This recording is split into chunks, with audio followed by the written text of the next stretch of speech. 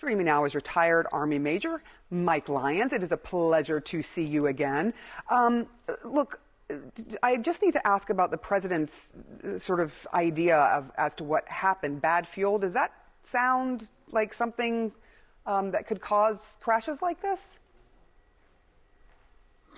Good morning, Sarah. It's possible. The fact that they were coming both from the Nimitz, the same platforms where they emanated from, I think that there's a possibility there, but the Navy needs to do an investigation on this. They were likely doing two separate exercises, the F-18 more or less doing projection of power in the South China Sea as part of that overall strategy that Nimitz has there, and the helicopter perhaps doing some training on rescuing people at sea. That's really what that aircraft does. It's possible that is the case with bad fuel, but the Navy will do a full investigation to determine specifically what it was. But it is highly coincidental.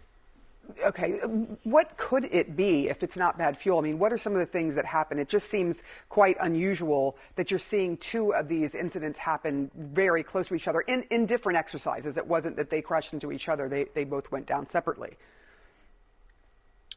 Yeah, I think the main thing to look at is environment, see what was the weather, if the weather had an impact on the mission. I don't know what the weather situation was in the Pacific at that time of the South China Sea, and specifically what was going on. I think they'll look at mechanical records. They'll take this investigation very seriously and determine if it was the same crew, perhaps two different crews that were working on the both vehicles at the same time. So again, it is more coincidence, but the fact that the op tempo is so tremendous out there in that operation. As the Nimitz projects power in order to make sure that U.S. flagged vessels are having the maritime accessibility they have and to move goods and services throughout that area, as China looks to do the same. They try to project their power and try to stop the maritime vehicles from going. So again, high op tempo, a lot of things going on for the Navy right now, especially in that part of the world.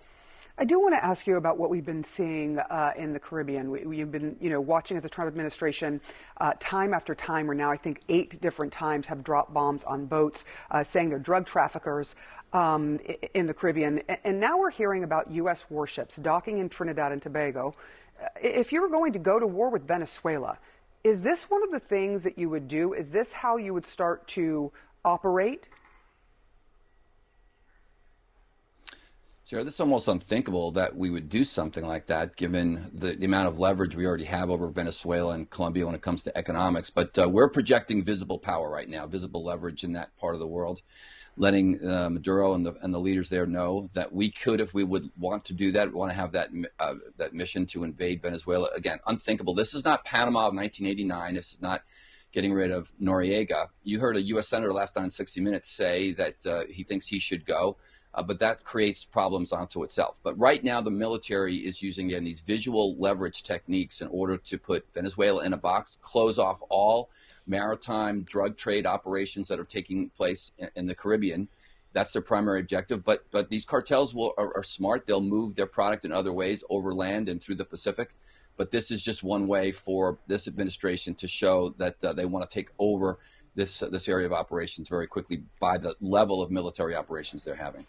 Major, do you have any concerns about the way in which the administration is going about this? They're killing first, asking questions later. And so far, no one has been given, certainly not publicly, the evidence that all of these are drug boats, that all of these are members of, for example, cartels.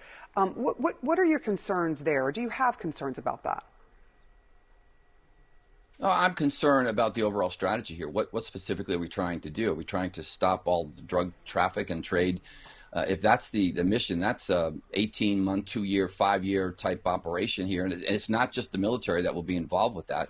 I think that they go after those small speedboats to, again, project power, show that they have the capability to do that. They're trying to deter in the small run. But with 2,500 metric tons of cocaine that's moved from Colombia and Venezuela, on an annual basis there, it's nothing compared to the amount of drugs that keep coming through. So maybe this is the beginning of some long-term strategy that we just don't know. But it's not just a military mission. That, to me, has got me most concerned. Eventually, if the president mentioned something about using land forces, I just don't know where they would go. That would mean War Powers Act, authorization of use of military forces, a very complex military operation. All right, Major Mike Lyons, it is a pleasure. Thank you so much for your analysis this morning.